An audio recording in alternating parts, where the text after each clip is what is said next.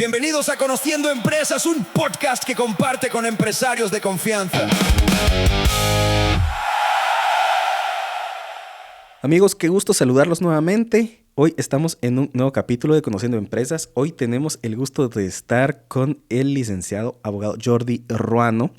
Él tiene mucha experiencia en este tema y hoy nos va a contar un poquito de su contexto. Bienvenido, Jordi.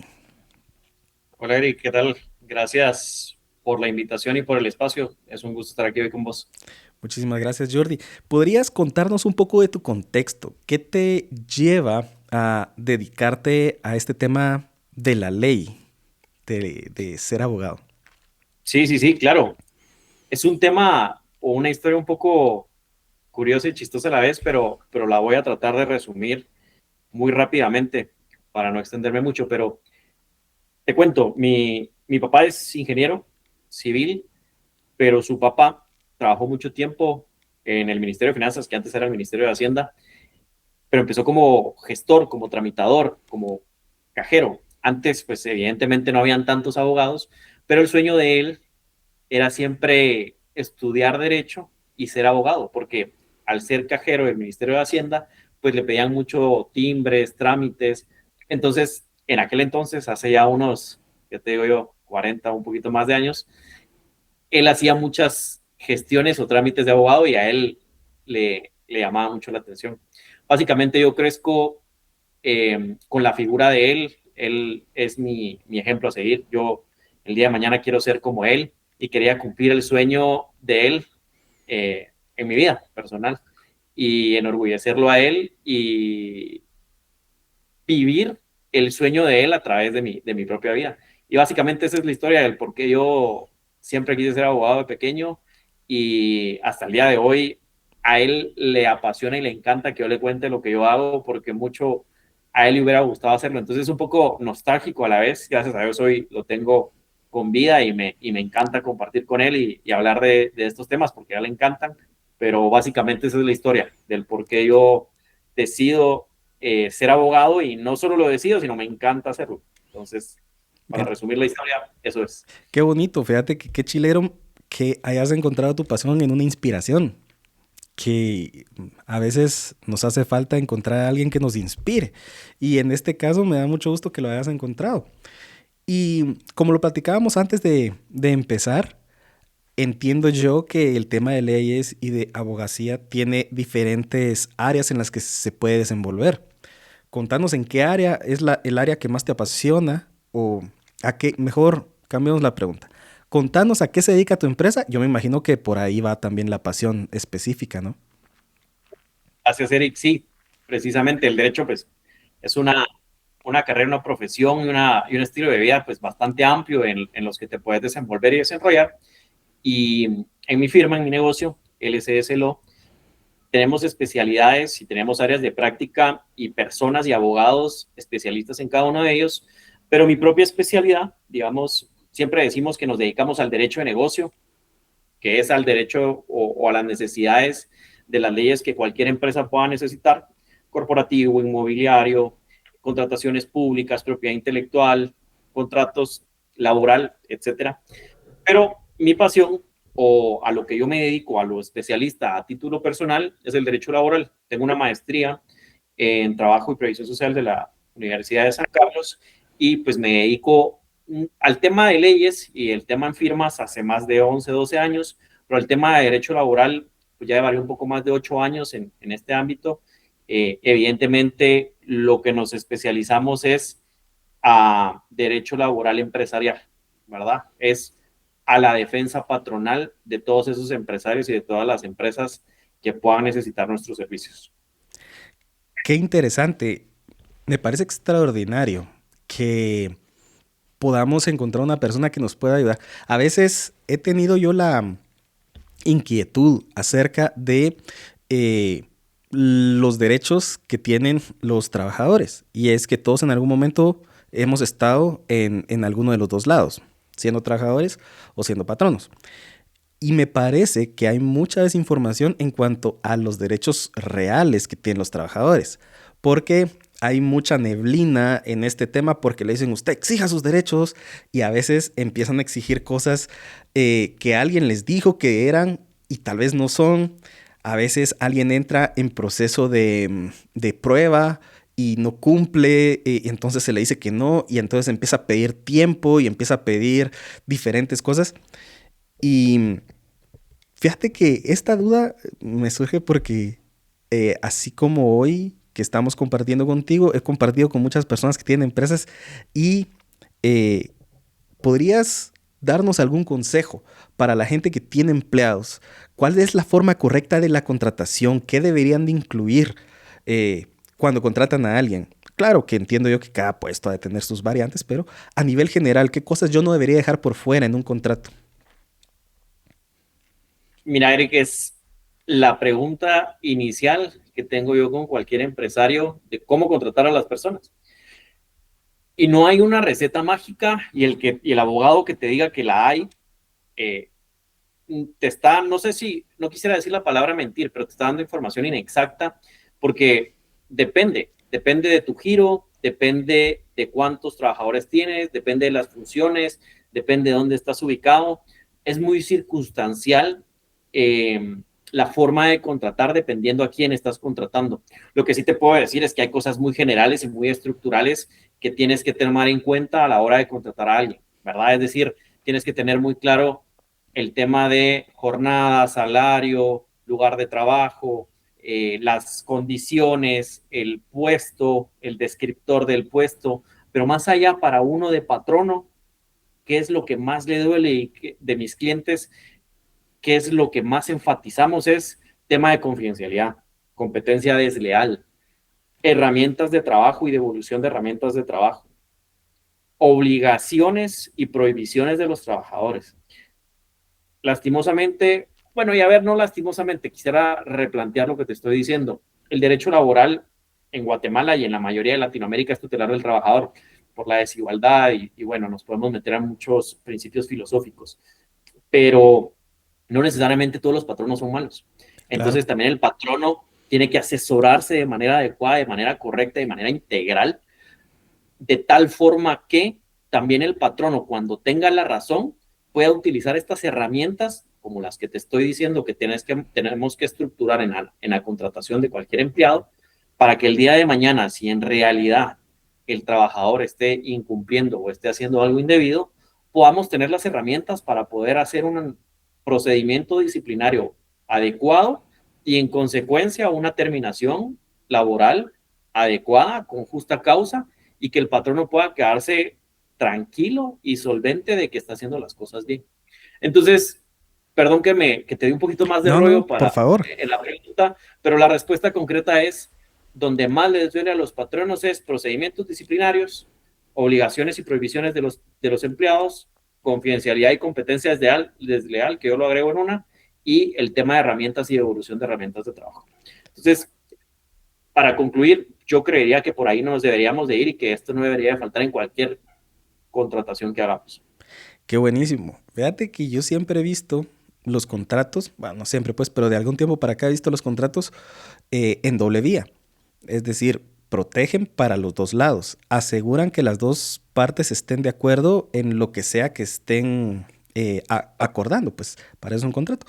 Y eh, aunque tu negocio está planteado desde el punto de vista de los empresarios, yo creo que es fundamental que la persona que está siendo contratada entienda también que tiene derechos y obligaciones. Y no cumplir con las obligaciones, pues implica sanciones. Esas sanciones me he topado en muchas empresas que son muy ambiguas. Y yo creo que lo que estás diciendo es de mucho valor, porque si yo no tengo un programa estructurado en disciplina en cuanto a que si incurren en tal ¿qué?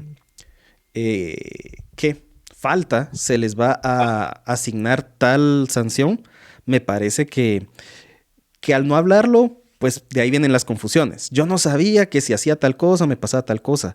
Yo no sabía que podía ir a la competencia y decir. Es como decimos, o sea, cuando las reglas del juego están claras, no hay un yo no sabía, ¿verdad? Porque si en mi reglamento y en mi contrato está, pero si no está, o yo te lo dije una vez, o yo te acordás, decimos, es mejor tenerlo, el documento, o el reglamento, o el contrato, y no usarlo, que necesitar usarlo y no tenerlo. Entonces, ahí es donde, digamos, pues a nosotros nos buscan mucho por derecho laboral litigioso, pero ahí es donde vale mucho el tema de la prevención. Ya cuando tenés el problema encima es muy difícil poder reaccionar de una forma adecuada y correcta. Claro. Siempre lo que va a valer más es el tema preventivo. ¿Qué consejo le podrías dar a estos patronos que están buscando asesoría en este tema para reconocer red flags de alguien que los está asesorando mal? ¿Qué deberían ellos saber? Yo te diría, bueno, podríamos mencionar muchísimos, pero en el medio en el que estoy y en el que nos movemos, creo que son tres principalmente. Primero es el abogado que te diga, te garantizo que te voy a ganar tu caso. Sí, va. Es el primer red flag. Uno no puede garantizar algo que no depende de uno. Cuando el juez es la persona o la institución o la figura, como le querramos denominar, quien es, quien decide, no podemos garantizar un 100% de efectividad porque Claro. no depende de nosotros. Lo que depende de mí, yo te puedo garantizar, pero si la decisión la toma alguien más, yo puedo hacer mi mejor esfuerzo y mi mejor trabajo y seguramente tenemos altas probabilidades de ganar si es que así lo planteamos desde un inicio, pero no te puedo garantizar ganarlo porque no depende de mí. Claro. Ese es el primer red flag que yo veo que hay abogados con eso, que dicen eso. El segundo es el tema de el que te dice yo cobro el 100% de anticipado. Ah, sí, pues.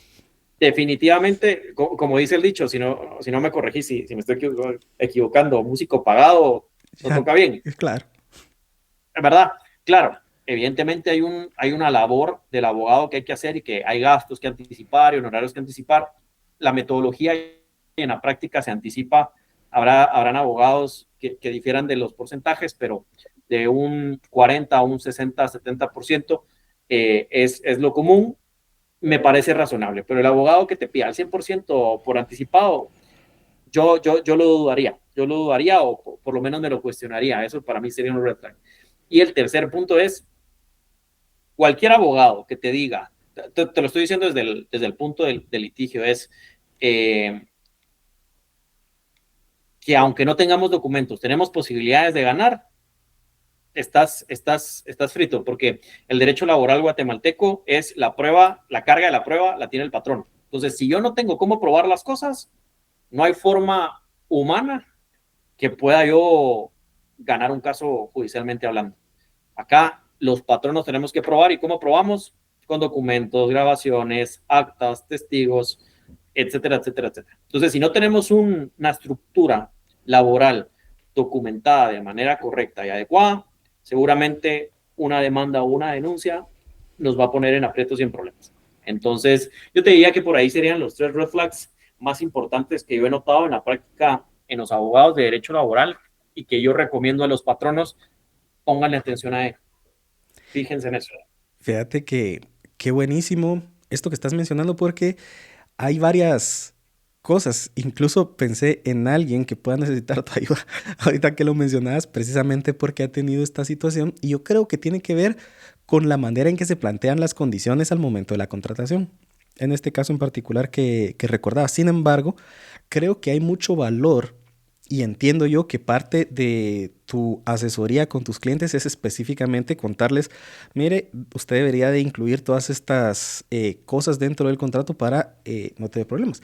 Que el patrono tenga que tener las pruebas es algo que yo no sabía y bueno, ahora que lo mencionas, pues tiene sentido, que es en teoría la persona que está más preparada en relación al negocio Total. y no el trabajador.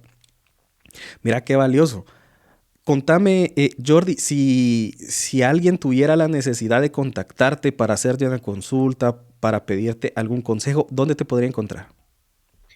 Gracias, Eric. Sí, mira, nos pueden encontrar en redes sociales como LCSLO y tenemos nuestra página web que es